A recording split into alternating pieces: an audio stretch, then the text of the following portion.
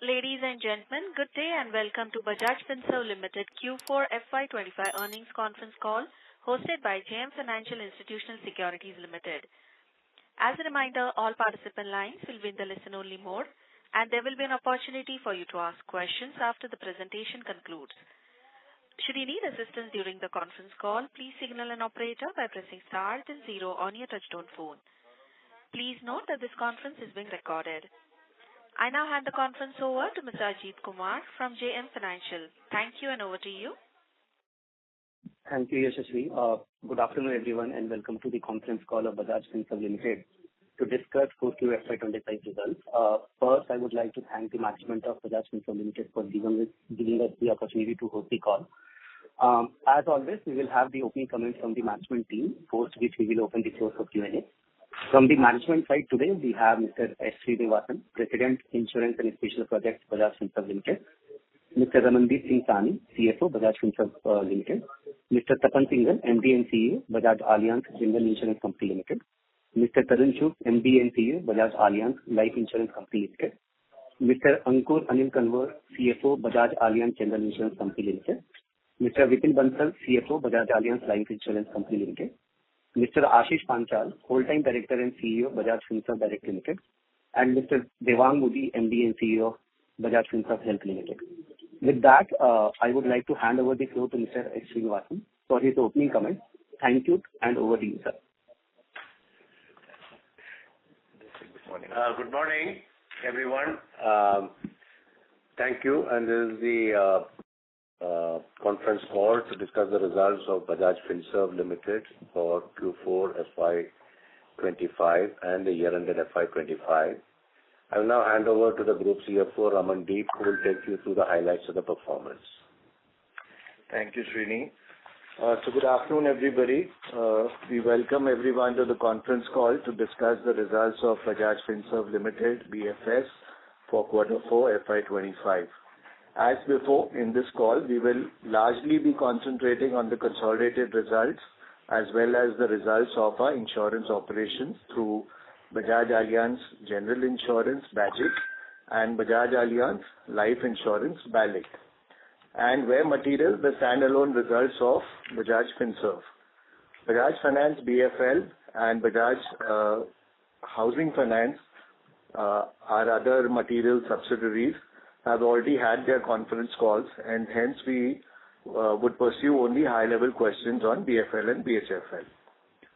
To start with some of the hygiene points, as a word of caution, we affirm that the statements that may look forward-looking statements are just estimates and do not constitute any assurance or indication on any future performance result. Let me just start by giving an update on the basis of accounting first. As required by the regulations, Bajaj Finserv prepares its financials on Ind AS basis. However, the insurance companies are currently not covered under Ind AS. So they prepare Ind AS financials only for the purpose of consolidation. Accordingly, the BAGIC and BALIC standalone numbers reported are basis non-Ind AS accounting standards referred as Indian GAAP as applicable to insurance companies. I also confirm that our results, press release accompanying the results and our investor deck have been uploaded on our website last night. Now let me start by giving a brief update on the status of the Allianz's exit from the joint venture agreements. BFS and the insurance companies are currently in the process of getting regulatory approvals from both CCI and IRDAI, and there is no further update on the matter as we stand today. Let me now give a high-level update on the consolidated financial results for Q4, which we have also put in a press release issued yesterday. To start with, the consolidated total income for BFS grew at 14% to 36,596 crores, up from 32,042 crores for the same period last year. Similarly, the consolidated PAT has also grown by 14% to 2,417 crores, up from 2,119 crores for the same period last year.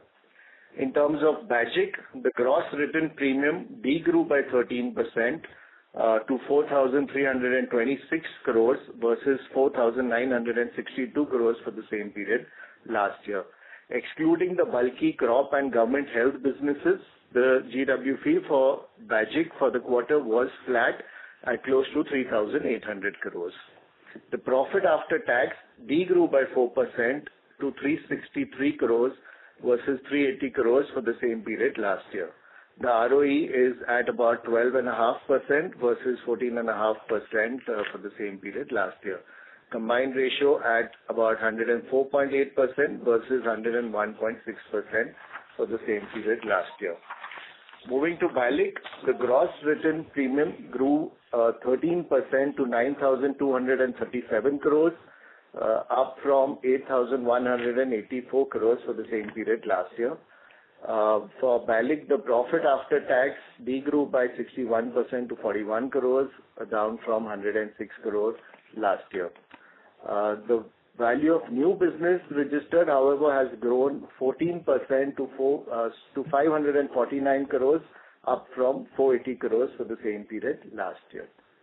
And finally, on BFL, the consolidated total income grew 23% to 11,917 crores, up from 9,714 crores for the same period last year.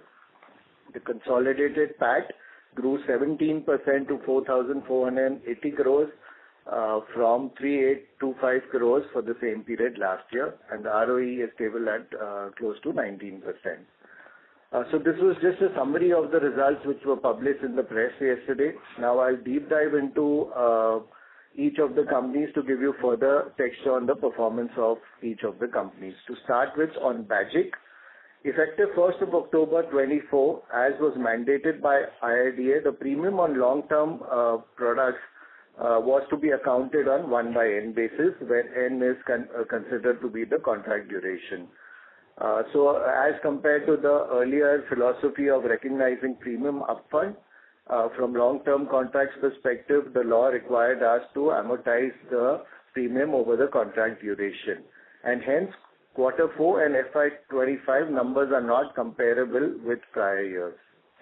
The change in the accounting, however, has no bearing on the underwriting profits and PAT for the year, but it impacts the gross written premium and combined ratio for the period.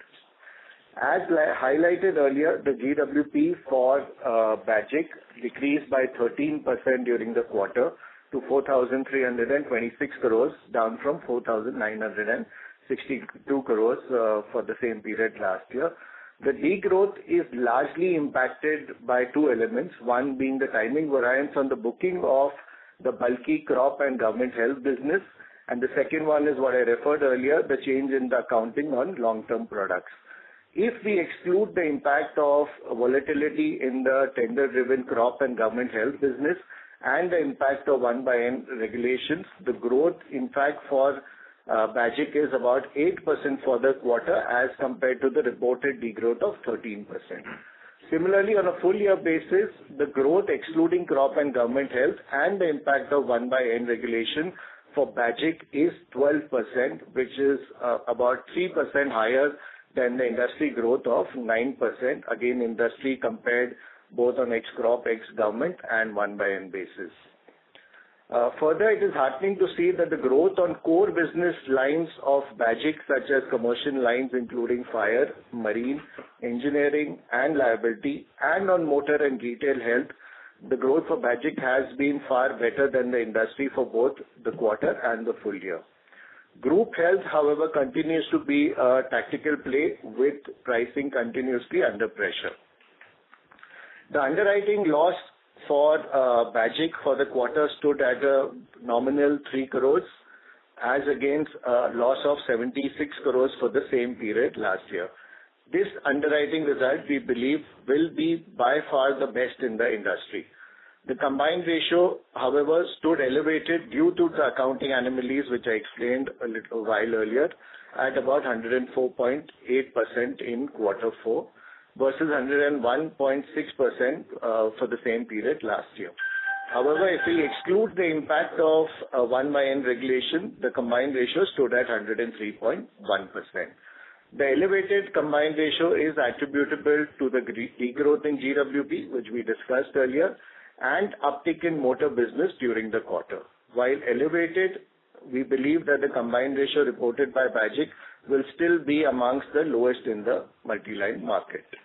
The profit after tax for the quarter stood at 363 crores, down from 380 crores last year, a decline of 4%. But this was primarily attributable to realized gain on investments, which was lower in this quarter because of market conditions compared to the same period last year. However, if we eliminate the impact of the mark-to-market changes on investments, the PAT has actually grown at a healthy 21%. The AUM for Bajaj, which represents cash and investments as of 31st March 25, stood at 33,115 crores as against 31,196 crores for the same period last year, an increase of 6% in spite of paying a very healthy dividend in FY24 and on account of market volatility. Bajaj continues to deliver superior ROE on an annualized basis at about 16% versus 15.2% last year. And if we exclude the impact of surplus capital, which is taking solvency at 200%, the ROE is supposed to be even healthier at upwards of 22% for Bajaj. On the customer front, Bajaj relentlessly drives the theme of caringly yours on the foundation of customer obsession through innovations in customer experience. And accordingly, Bajaj continues to have the lowest grievance ratio in the industry and the highest NPS consistently year on year. In a market which is intensely price competitive, this operating result, we believe, displays Bajaj's commitment to a balanced and profitable growth on back of deep and broad distribution and prudent underwriting while focusing on best-in-class customer service. In summary, despite market constraints, a decent result from Bajaj in terms of growing higher than industry on core retail business lines and commercial lines and maintaining strong profitability metrics. I will now move to BALIC. During the quarter, BALIC's new business growth was muted, which is in line with the industry, largely impacted by the new surrender regulations and the stock market volatility. During the second half of the year, BALIC launched BALIC 2.0 with focus on sustainable and profitable growth, while restructuring products to comply with revised product regulations. Simultaneously, it restructured most of the other products as well, focused on balanced product mix and focus on cost for operating leverage. The early results from BALIC 2.0 are visible through three outcomes for the quarter. The VNB growth, the first one being the VNB growth of 14% from 480 crores to 549 crores, despite the individual rated premium being flat and despite group protection degrowing by 4% during the quarter. The second one being retail protection growth of 84%, also backed by increase in share of higher protection ULIPs and focus on riders. And the third and the most important being the NBM expansion by almost 4% at a strong 22.1% for the quarter as against 18% reported for the same period last year. On the back of continued strong renewal premium growth of 29%, BALIC GWP grew 13% during the quarter. The consistent growth in renewal premium reflects the improvement in persistency over the last 5 years. Overall, on individual rated new business basis, the mix of business for quarter 4 stood at par at 21%, non-par savings at 27%, term at a very healthy 6%, annuity 6%, and ULIPs at about 40%. BALIC has been increasingly enhancing focus on protection business, and hence retail protection grew by 63% to 393 crores in FY25 versus 241 crores of premium in FY24. BALIC is also building on the data and analytics for direct sales through upsell and cross-sell initiatives. It has led to BALIC's presence in 407 cities with dedicated verticals for various customer segments. On the institutional business side, the company continues to expand its network of partners and grow existing partnerships. BALIC now has reasonably large number of bank assurance tie-ups, which should help it reduce any concentration risk. On the persistency front, we have largely maintained position in line with the previous year. The profit after tax for quarter 4 stood at 41 crores versus 106 crores in the same quarter last year. This is lower due to lower realized gains as we saw for Bajaj as well, and on account of higher tax provisioning. BALIC ended the quarter with an AUM of 1,23,734 crores. Overall, a mixed quarter for BALIC, but on the right trajectory of sustainable and profitable growth year on. Finally, both insurance companies are financially among the most solvent in the industry, BALIC with 359% solvency and Bajaj at 325% solvency, and hence both the companies are well poised to weather any external adversity. I must, however, reiterate that insurance is a long-term business and we remain steadfast in our commitment to drive profitable growth, create sustainable value, and always prioritize interests of the policyholders. Let me now move to our lending businesses, BFL and BHFL. To start with, on BFL, a very good quarter on all metrics, including business volumes, AUM, OPEX, and credit costs. The number of new loans booked in quarter 36% to over 1 crore as against 80 lakhs in the same period last year.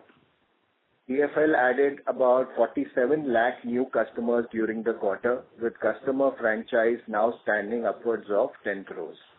The company's diversified business model has enabled it to record a strong AUM growth of 26% at 4,16,661 crores as of 31st March 25, as compared to 3,30,615 crores as of 31st March 24. The net interest income grew by 22% to 9,800 crores as against about 8,000 crores in the same period last year. The OPEX to total income improved to 33% as against 34% in the same period last year. Net loan losses and provisions for the quarter were about 2,300 crores. The company made an additional provision of about 360 crores on account of ECL model redevelopment in quarter 4. Adjusted for this, the loan losses and provisions for the quarter were about close to 1,970 crores. In quarter 4, net increase in stage 2 and stage 3 assets was only about 289 crores. Stage 2 assets increased by 784 crores and stage 3 assets decreased by 495 crores. The company has indeed started seeing improvement in early vintages across all portfolios. The GNPA and NNPA stood at 96 and 44 bips respectively as of 31st March 25, as against 85 bips and 37 bips as of 31st March 24, which we believe is amongst the lowest in the industry. Profit after tax grew 17% during the quarter from 3,825 crores to about 4,480 crores. Both the return on assets and return of equity remained steady.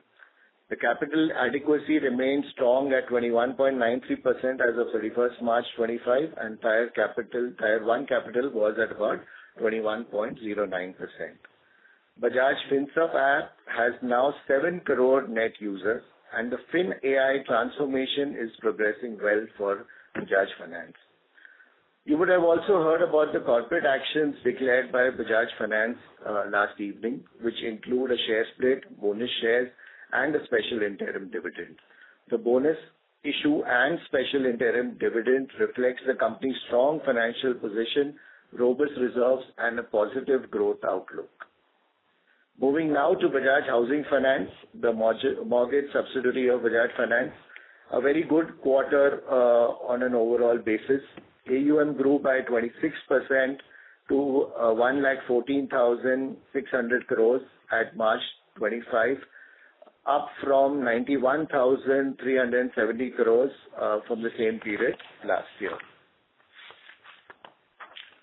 Growth was very well distributed across all the business segments of Bajaj Housing. The home loans AUM grew by 22%, loan against property grew 28%, lease rental discounting grew 24%, and developer finance grew by 49%. The net interest income grew 31% to 823 crores as against 629 crores for the same period last year. Operating efficiencies improved significantly with OPEX to net total income at only 21.7% in the quarter as against 27.1% in the same period last year. The loan provision was a BSL 30 crores in the quarter as against 35 crores for the same period last year. Healthy asset quality was maintained with a GNPA and NNPA of 29 bps and 11 bps respectively at March 25 as against 27 bps and 10 bps for the same period last year. Profit after tax grew by 54% to 587 crores for the quarter as compared to 381 crores for the same period last year. Both ROE and ROA were steady. Capital adequacy remains strong at 28.24% as of March 25, and Tier 1 capital was at 27.72%. In summary, another very strong quarter for both our lending companies, Bajaj Finance Limited and Bajaj Housing Finance Limited. Now let me give you an update on our platform companies, which is Bajaj Finserv Health Limited, also referred as BBH, and Bajaj Finserv Direct, referred to as Bajaj Markets, and Bajaj Finserv Asset Management Company. Let me start by Finserv Health. The numbers for the previous year are not comparable here due to the acquisition of Vidal Healthcare in quarter 125. Hence, the previous numbers have not been provided in the investor deck.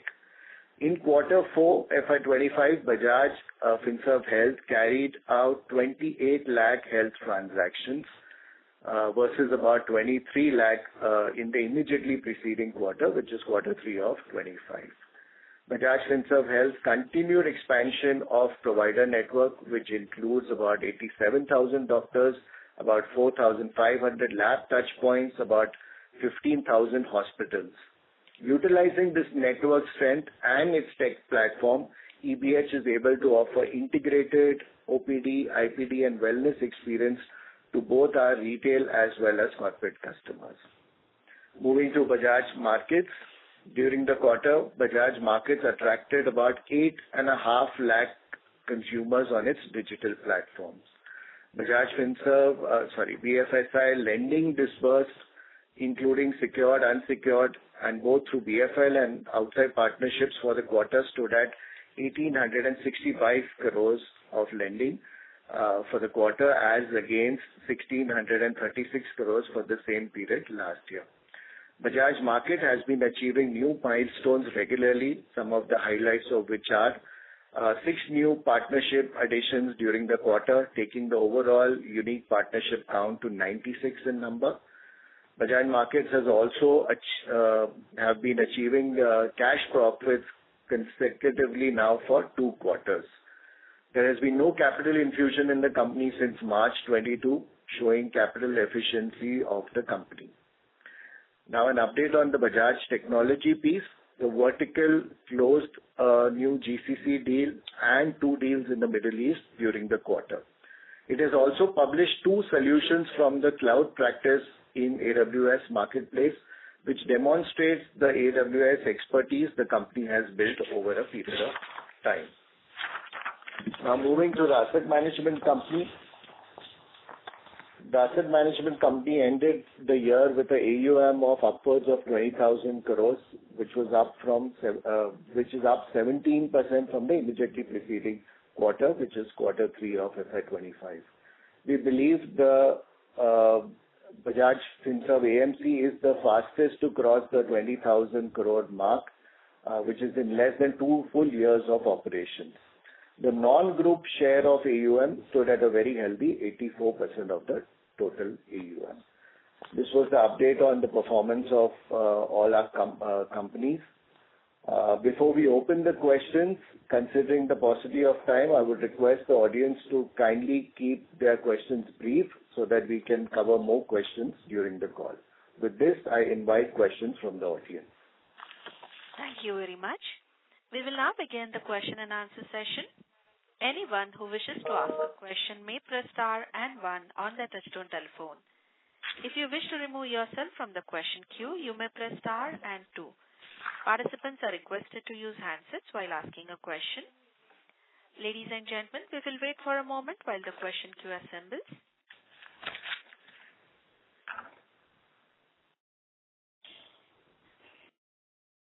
We'll take our first question from the line of Avinash Singh from Emkay Global. Please go ahead. Yeah, good afternoon. Thanks a lot for the opportunity. Two questions. The first one on Bajaj. Now, your capital position is very, very strong. And also there have been some changes regarding, the cross-border insurance regulation and all. Do you see, your retention strategy changing from here? Because, if I see typically, of course, you have been writing crop and all that, so you also partly explaining that, but your retention has been lower, despite the fact that your capital position is very, very strong. And now they kind of at the margin, some changes required to this cross-border insurance and all. So do you see yourself kind of changing your retention strategy or increasing your retention going forward? That's my question on Bajaj. And on BALIC, now a lot of, regulatory changes are already kind of behind in terms of your surrender regulation or EOM regulation. Going forward, and also that the markets are now more sort of, I would say, balanced than the buoyancy it had in last year. What kind of a product mix and corresponding the trajectory of VNB margin you see from here onwards? Oh, thanks. I'll request Tapan to take the first one on retention, please. Thank you, Rahul. So I think in your question lies the answer. You mentioned that with the CBR rules changing, and you also mentioned our strong capital which is there, and also strong solvency which we have. So I think that is where the answer lies. A strong capital, a strong solvency. It doesn't really matter now if the CBR rule changes. If the fact gets more difficult, we have enough to be able to retain also, and we have enough underwriting competence, which we demonstrated over so many years, to write good risk. I think the retention, if it makes sense, then it's good. But if you look at the overall results, I think it is perfectly fine. As of now, the balance is pretty good in terms of what we retain and what we outsource. But as you rightfully said, if there is a shortage of capacity because of strong capital base, Bajaj Allianz will still continue doing good and will be able to handle this very well. Avinash, I'll just add to that. I think, our retention, if you see in the past, has been on the lower side vis-a-vis the others in the market because of the bulky businesses we've been writing. So especially in the last 2 years, we've written a lot of crop and government health. That is one reason. The second is we write a lot of commercial business also, and there you see that, the growth we've been registering on commercial lines, which are some of the large risks. There also, because of the risk being very large, our retentions are on the lower side. So that's one reason, you see some anomaly vis-a-vis others in the market. Avinash, just to add to what Raman and Tapan said, basically, the aggregate retention for a composite insurance company is just a summation of the parts. We have multiple lines of business, the product mix changes, and we have always been strong in the larger corporate and the commercial lines. Therefore, line by line, if you see, I don't think our retention has lowered at any time. But the mix of multiple businesses, some with low and high retention, will eventually determine what the net retained premium is. We'll move to Tarun for the product mix and the margins question. Yeah, thanks, Raman. So, Avinash, you're right. Regulatory changes largely behind us. In terms of product mix, you'll see more in line with what you saw in Q4. higher growth in protection, and the other part of the retail business largely remaining product mix remaining stable in the direction that you saw in Q4. As far as group protection is concerned, I think we are all waiting and watching how the interest rate change impact happens and whether we have higher growth in lending.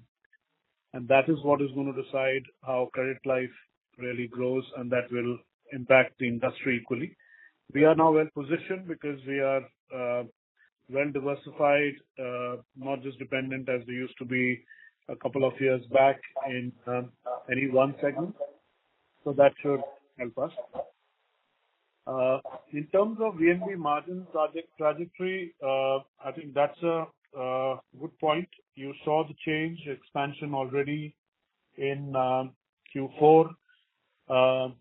Beyond what you heard Raman talk about, we have also taken significant calls on cost structures, looking at more productive investments, removing wastage, inefficiency, and some places significant cost cuts. This is helping us leverage to an extent. You saw that operating leverage show up in Q4. We expect hence the VNB margin trajectory to be far more steeper and hence a high growth in VNB margin versus what you would see in the revenue side. I hope that answers your question. Yeah, I'll just add to what Tarun said, Avinash. I think one is obviously structurally like doing more term or group is margin positive on an aggregate basis. But we are confident from a BFS level that the actions that BALIC has taken also structurally improve the margins of the other lines of business. Therefore, that may fully play out only in FY27, but you should start seeing the benefits by second half of next year. So with more than margins, we continue to concentrate on improvement in VNB and the growth in VNB being better than the growth in the rated premium. Thank you. Thank you. We'll take our next question from the line of Swarnabh Mukherjee from B&K Securities. Please go ahead. Hi, sir. Thank you for the opportunity. For BALIC, I just wanted to understand the combined ratio outcome. So, first of all, the loss ratio looks very benign this quarter, but I see that the motor TP and the fire loss ratio has... Swarnabh, I'm sorry to interrupt. Can you use your handset mode, please? Your audio is not very clear. Yeah, is this better? Yes, please go ahead. Yeah, sure. Thanks. So, I just wanted to understand the combined ratio outcome because the loss ratio, when it has been benign, you can see that motor TP and fire loss ratios are lower. So, just wanted to check about the reserve releases there, which cohorts or, where you felt the need to release the reserve. Particularly, it looks from the triangle that in accident year 24, there has been a bit of a release. So, if you could give some comments on that. And on the expense side, again, there has been quite a increase. So, is this primarily coming due to the fact that, most of the growth this quarter has come from the broker segment and hence the outgo has been higher? So, if you could just break down that would be very helpful for BALIC. And BALIC, sir, first of all, congrats on the VNB outcome. I think very strong numbers which you have reported compared to what we have reported historically. Wanted to understand that right now, how much of cost overrun is baked into the margin? Like, if we were to absorb later on, what could be the possibility? Or if you could give some color on the structural nature of the margin for our product mix. And secondly, if you could call out the reasons for the operating variance and assumption changes in the EV walk. So these are for BALIC and BALIC. And just a small question on Bajaj Health. There is a segment mentioned international, where I think a lot of large share of claims are coming. Just wanted to understand our nature of offerings here. Who would be the customers? If you could give some color and whether the claims outcome is unfavorable. Yeah, that's all. Thank you. So we'll start with Bajaj first. I'll just try to answer that and hand over to Tapan or Ankur thereafter. I think what's relevant and what I mentioned earlier also, if you look at the underwriting loss for the quarter is very, very low at only about 3 crores. It's almost close to zero. So what you're seeing as elevated combined ratio is actually an outcome of GWP not being there in the quarter because of the 1/n regulations and anomaly in the crop and government health distribution of premium during the year. So I think that's causing a stress on the expense ratio for the quarter because that's the way the combined ratio is calculated. But I think when you see the underwriting loss, it's up missile 3 crores. That's why I thought I'll just highlight that before I hand over to Tapan or Ankur. No, Ravan, I think you have covered it very well. Right, sir. So just a follow-up. I mean, in terms of commissions, etc., there is nothing very incremental even due to the channel mix change. No, so I think what has changed and what I highlighted earlier also was that the growth on motor and retail health has been on the higher side, both for the quarter actually. And there, obviously, on new sales, you know that the commission is on the higher side. So that's the mix of new has moved up, and that's why the commission is looking higher. So it's only a mix variance. There's no incremental payouts which we are doing. This should get normalized when you look at the whole year numbers.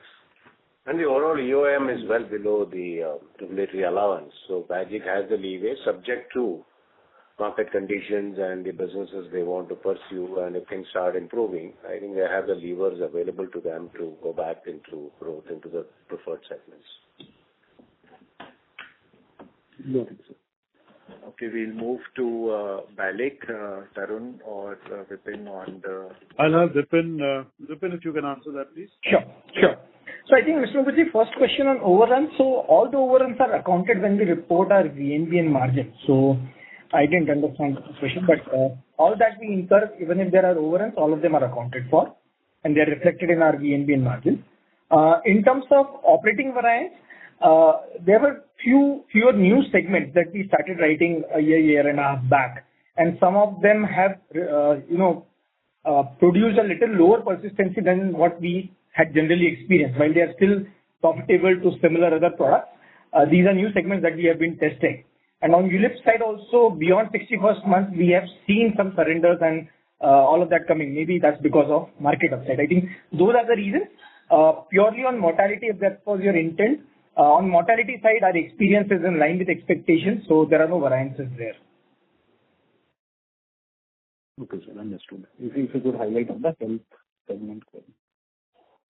On Sorry? the international piece, Devang is here. He'll speak. I could not hear the question very correctly. He just wanted a flavor on the international business. Okay. So I think on international side, see, our stated strategy is India has a lot of volumes and we handle considerable volume. And our aim will be to convert that transaction volume into capabilities which we can probably offer to international insurers. In that direction, we already have 2 customers internationally. As we speak, in last quarter, we have serviced those 2 insurers. Our focus just now is less on business development, but to harden our capabilities, which can be utilized by international insurers. We do fair bit of transactions there, but because in international markets, OPD is 70% of total value disbursed by insurers. And we have obviously over a period of last 6 years created a lot of capability around OPD. That's why the number of transactions are very, very high internationally. But we are just scratching the surface. As it is widely known, while India is 16% of global population, India is less than 1% of healthcare spend of the world. Now, while these statistics are very colorful, we are very optimistic that given that we process a lot of volumes in India, our competency set in technology, in AI, would create a proposition for international market. That as we continue to create this capability and service our customers, we will be able to actualize the benefit of these revenue streams. I hope I have explained what you were looking at, unless you have any clarification on this. Yes, sir. Just one small query was that in terms of, say, profitability, if I were to think about the domestic piece versus the international piece, how will it stand? No, sir. In terms of profitability, obviously international is significantly higher. But actually, it's not a very apple-to-apple comparison. The investments in creating capabilities is completely absorbed by domestic business. So it's not a apple-to-apple comparison. It's like international business for us is it's actually cream part of the overall business architecture. So and international the profitability in longer term also will always remain higher in international business. All of us know that India is a very extremely cost conscious as well as competitive market. So going forward also we believe that international will be higher on profitability, significantly higher on profitability. But the market size there is tremendous. So it's not that we are pricing ourselves too high. It's just that those markets have ability to pay more. The key for us is how do we create capabilities on what we internally call is whatever we sandbox in India, how are we able to convert that into capability which can be sold internationally. Profitability will always remain higher in international. I think just to add to what Devang said, the 2.8 million claims that we serviced, it's a fairly sizable number. That kind of volume will never get internationally in some of the countries.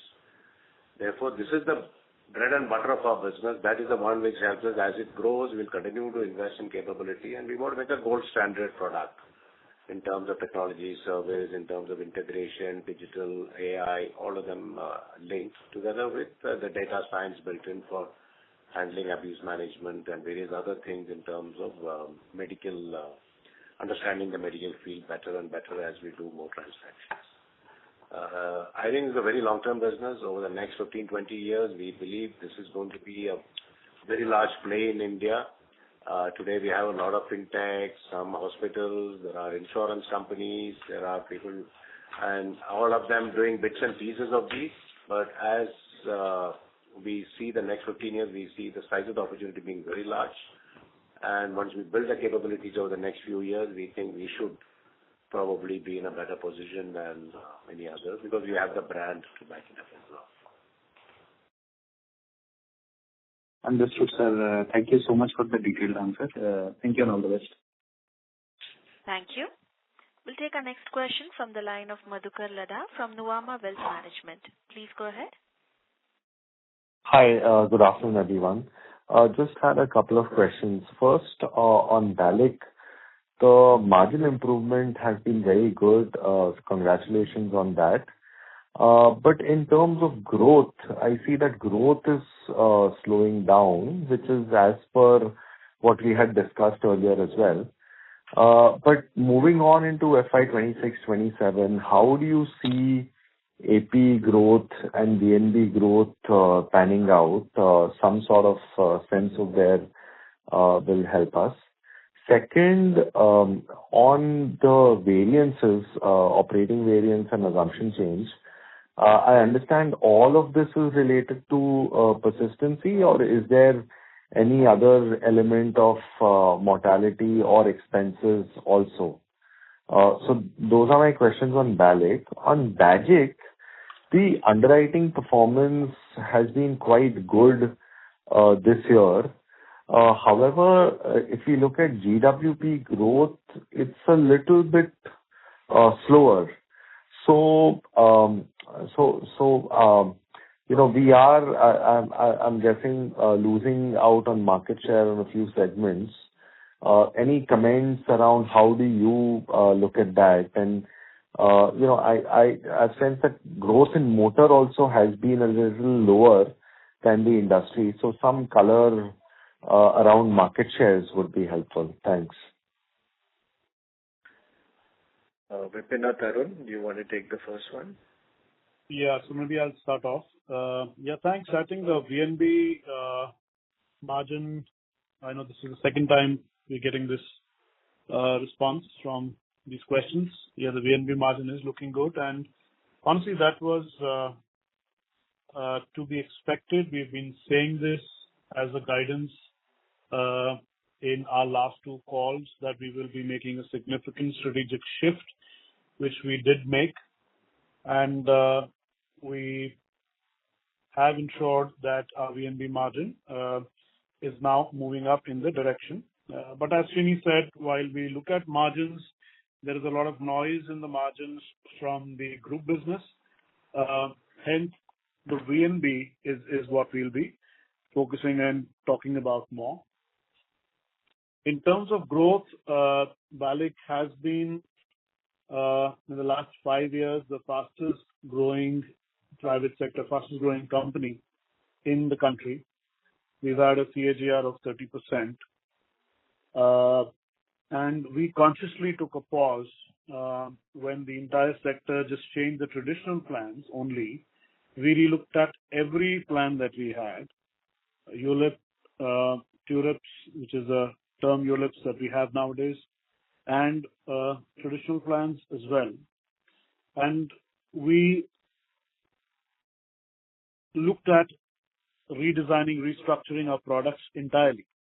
So while 50% of the products changed in the market, we changed all. We changed 100% of our products. This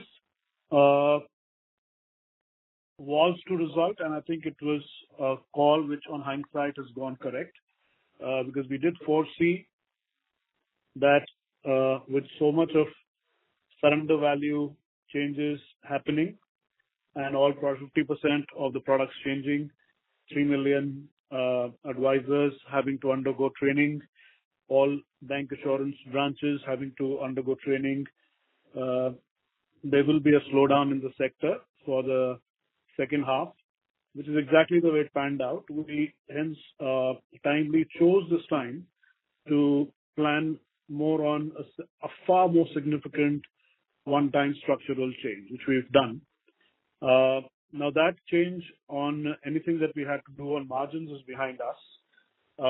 Now we have to work on frugality, ensuring that we are cost efficient, and that will ensure that the direction of VNB margins remain high. So your question, the second part of the first question is on will the margins be growing or will the top line be growing? As far as the top line is concerned, if I just get a little bit more detailed, the bank assurance business has picked up from where it left, and the transition has been a lot more smoother. Proprietary sales has taken a little bit more time because we changed all the ULIP plans as well, which nobody else changed. So, and that was a significant part of their product mix, which has, of course, resulted in them going a little slower, although it remains still the fastest growing business for us. The agency side has required to have a lot more discussions with advisors because we changed the compensation. And that, I think, will be taking a little bit more time to settle in. So the growth we expect, which has been muted for particularly agency, shall remain slightly muted even in Q1.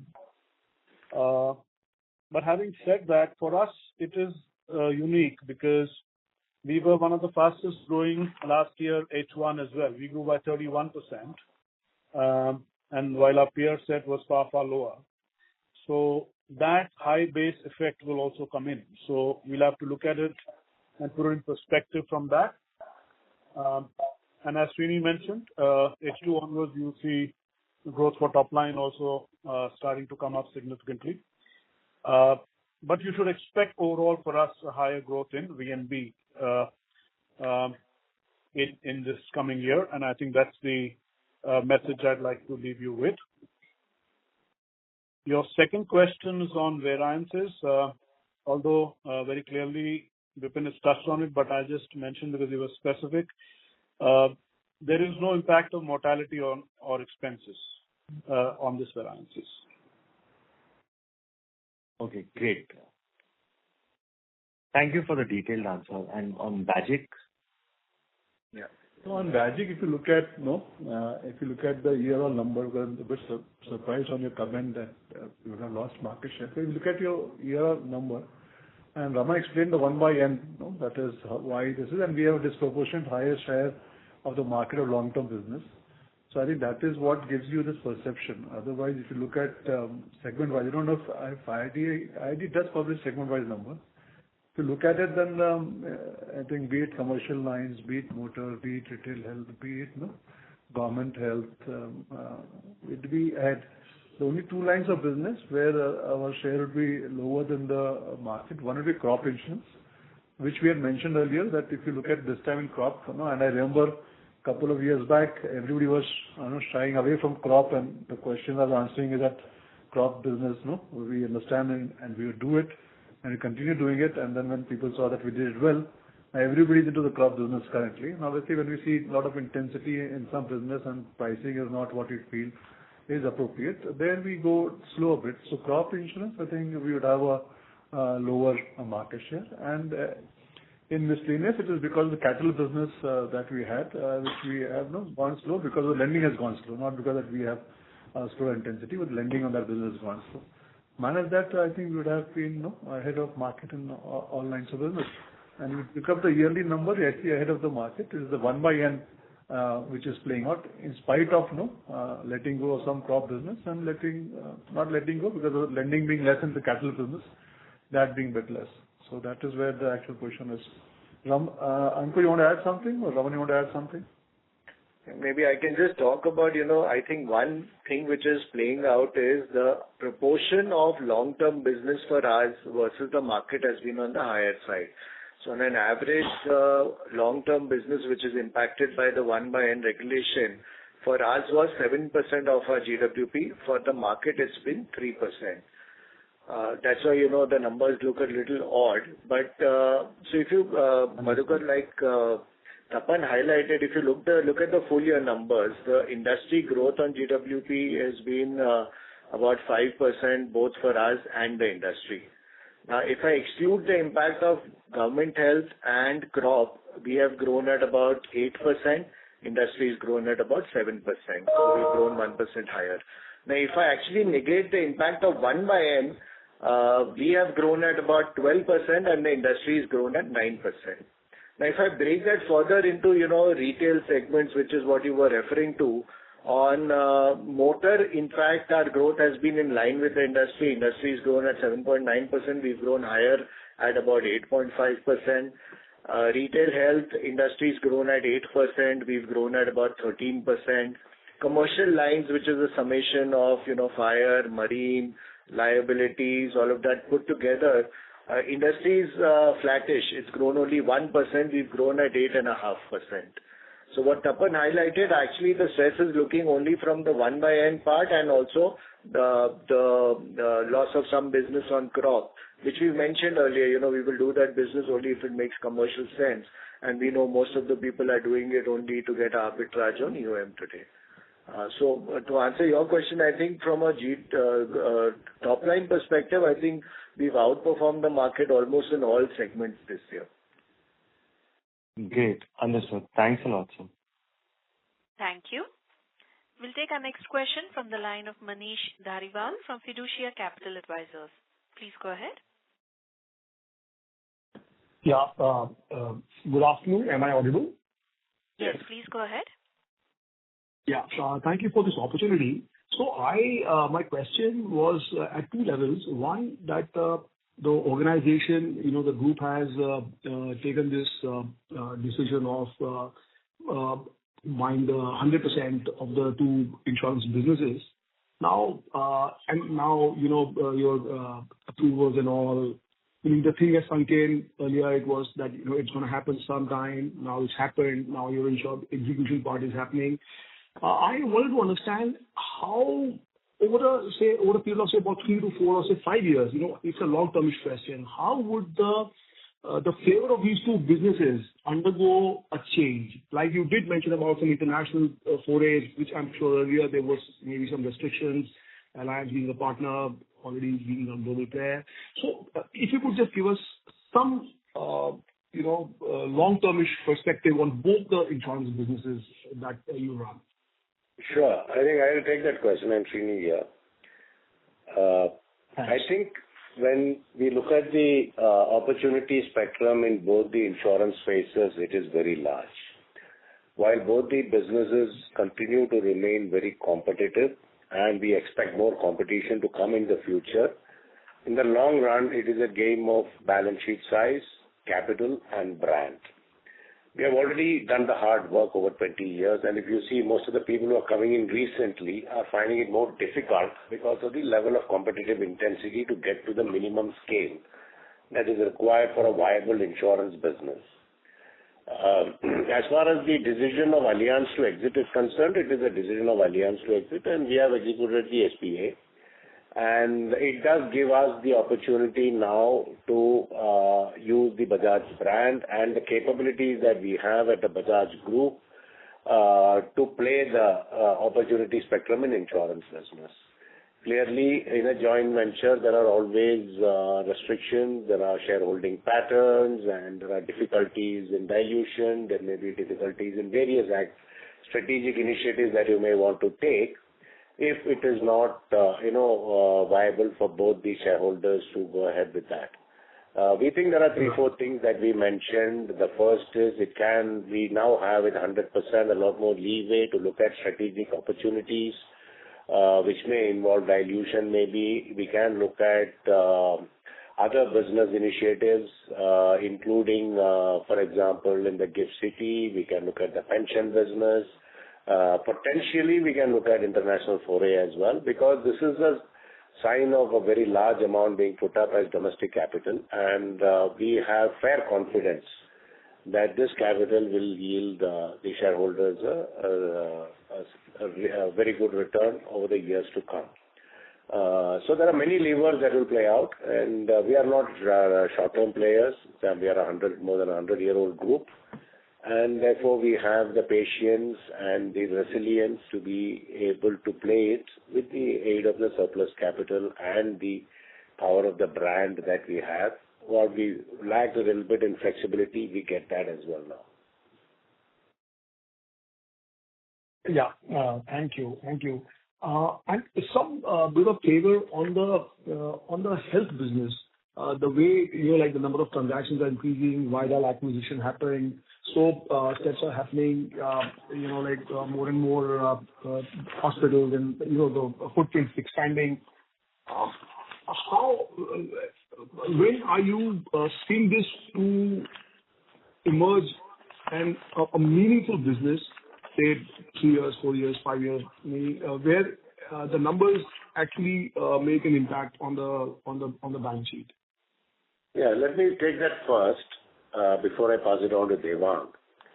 As I said earlier, we believe healthcare services, the entire spectrum of healthcare from tooth to tail is going to be a significant industry in India. We have a significant proportion of the population which require government schemes to be able to support healthcare. We also see that the insured population is much smaller because of the higher price and the fact that insurance today covers only the hospitalization. And there is a missing middle, and all of these are continuing to grow. Therefore, we believe there is a long-term opportunity. We already have made the most difficult part of building the network for the OPD services. It is easier said than done because it is a very small, it's a significant amount of effort, capital, and time.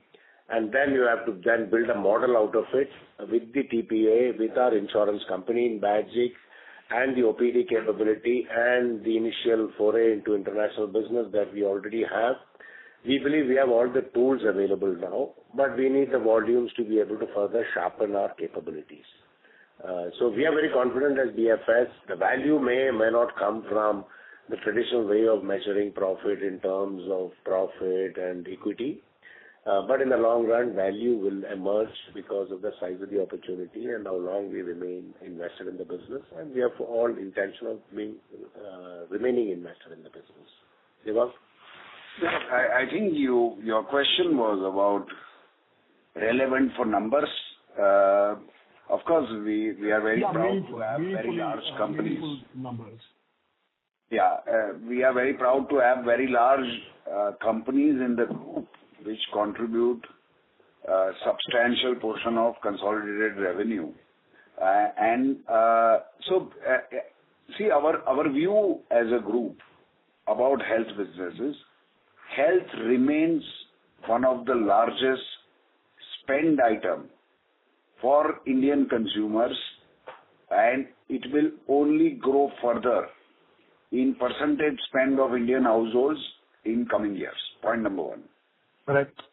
Point number two, health has ripe for disruption in our view with ingestion of new technologies, specifically AI, because there are certain nuances of health business which are very suitable for usage of AI. Globally, health thrives on unstructured data because every patient is different.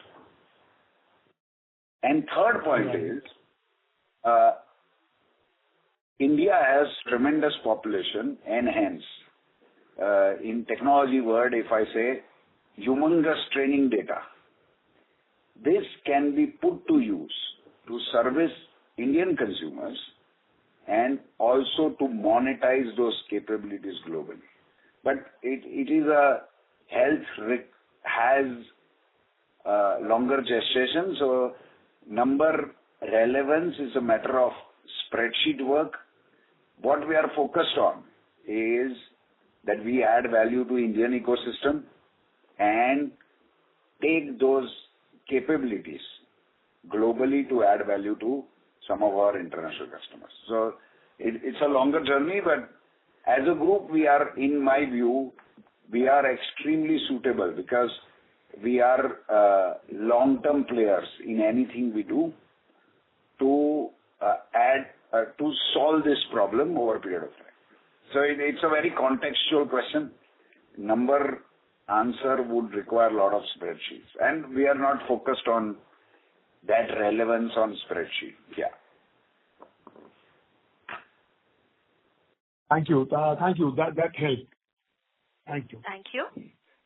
Ladies and gentlemen, before we take the next question, we request participants to keep their questions brief as we have other participants waiting for their turn. We'll take the next question from the line of Umang Shah from Banyan Tree Advisors. Please go ahead. Hi, sir. Am I audible? Yes, please go ahead. Yeah. Thank you. Sir, just one question on BALIC. What would be, how much of our AP would be coming from the largest banker partner that we work with? Portfolio. Yeah. This was for BALIC or BAGIC? BALIC. Okay. So the largest one contributes to about 22% of our business. Sure. And sir, with that player now looking to acquire an insurance company that we compete with, would you be looking to reduce your presence there, or would that business be coming at a lower profit than other channels? See, we're talking of Axis very clearly here, right? Yes. Has had an investment already, and they have been in, and they were declared promoters of that company, which was the intent, I guess, from them for a long time. Yes. And they were very clear when they added us that they would be, as a partner, that they would be going ahead and adding a lot many partners in the bank itself for life insurance. And despite the fact that they already have their own company, we are still maintaining 25% plus minus 1% here and there margin. Margin as in the market share in the bank. And as far as margins are concerned, we don't talk about margins individually for players. These are bilateral transactions. Sure, sir. Thank you so much. Thank you. We'll take our next question from the line of Sanket Godha from Avendus Spark. Please go ahead. Yeah, thank you for the opportunity. So I have 2-3 questions on Bajaj first. Sir, if you look our tender-based business is almost 25% of our total GWP. See, honestly, the predictability of the growth of this particular number looks very difficult for us to estimate. So just wanted to understand how confident you are that this business, which is 25% of your business, will repeat again next year. And suppose if you don't win, then you have a game plan probably to substitute that business with some other line of business. Just want to understand that thought process on the continuity on growth, given tender-based business is 25% of our total GWP. That's one thing. And second is on reinsurance acceptance, because the rates are a little better. So there are a couple of insurance companies which have already alluded that they might be a little aggressive with respect to accepting as a reinsurance business, which could help in GWP growth. So do you have any thoughts on those lines of the business? And lastly, on data keeping on Bajaj, can you give 2-3 figures, advance premium number, duration of our bonds, and yield to maturity on the bonds? Yeah, that's on Bajaj. Maybe I have 2 questions on Bajaj. Sorry. Okay. So let's look at when we talk of bulky business, tender-based business, whether it comes, doesn't come. You understand the nature of general insurance business. It comprises of 2-3 parts, and it is inherent part of business. One is retail, Second would be tender-based. Tender-based is not only in terms of when you talk of government or you talk of crop, it's also in commercial lines of businesses. A lot of large risks also are tender-based, in the Indian market basis. Commercial lines also, And if you look at the segmentation, the tender-based business in the total industry portfolio would also be close to about, if I'm not wrong, about 30% or so, or more, 30-35%. That is there.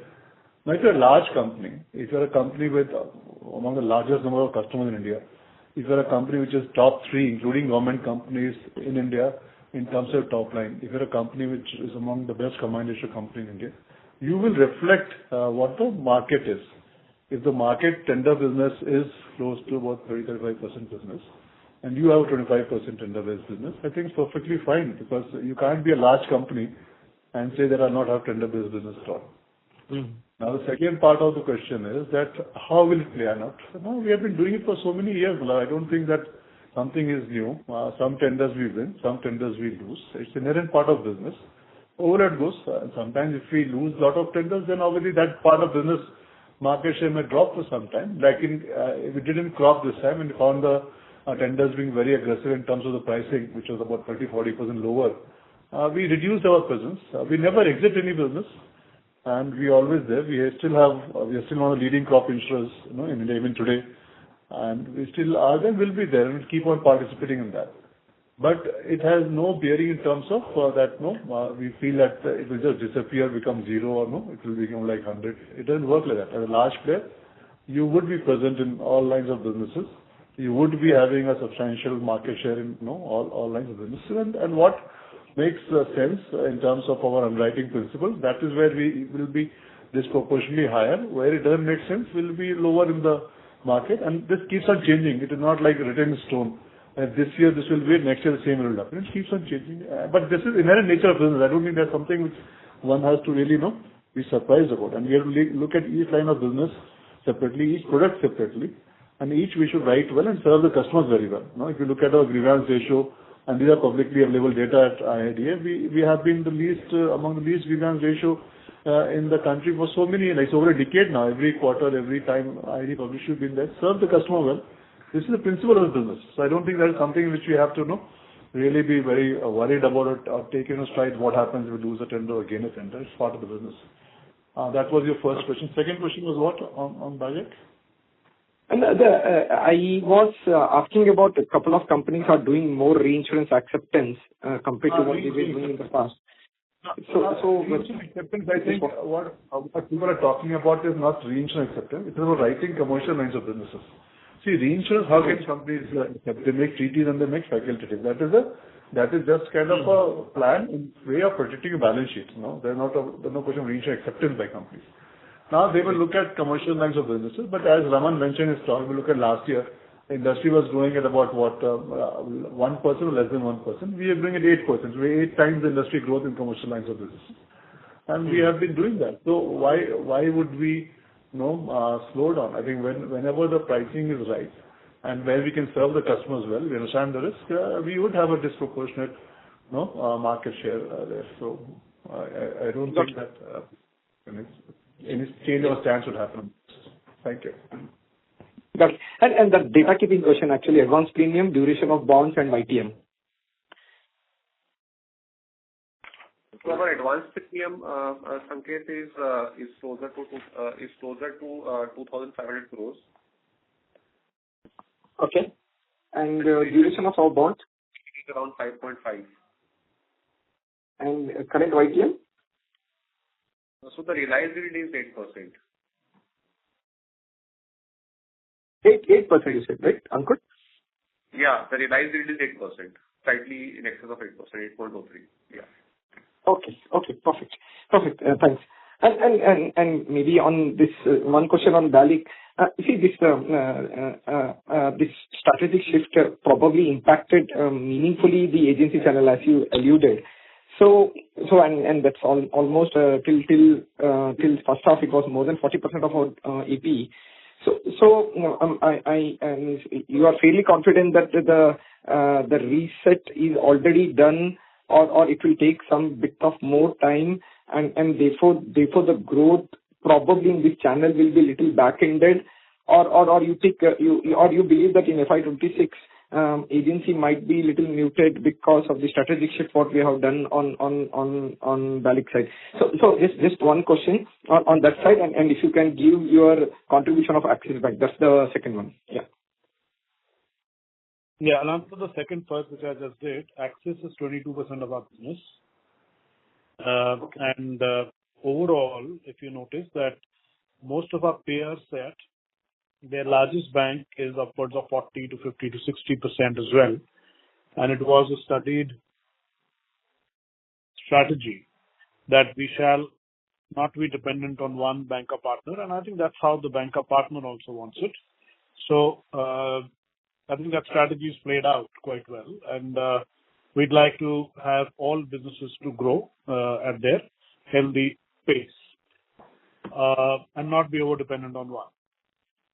Yeah. Coming back to Axis, to agency. Yeah. The agency is a 150,000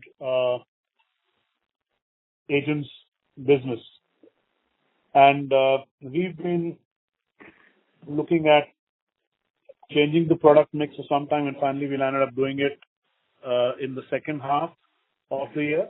It required a lot of reset, and that reset is in place. We are seeing positive green shoots come in terms of activity, productivity, which are the usual bits of first indicators. Engagement from agents has been reasonably on the uptake. We added about 57,000 agents last year, and we opened 60 offices. Largely these offices are used by agency itself.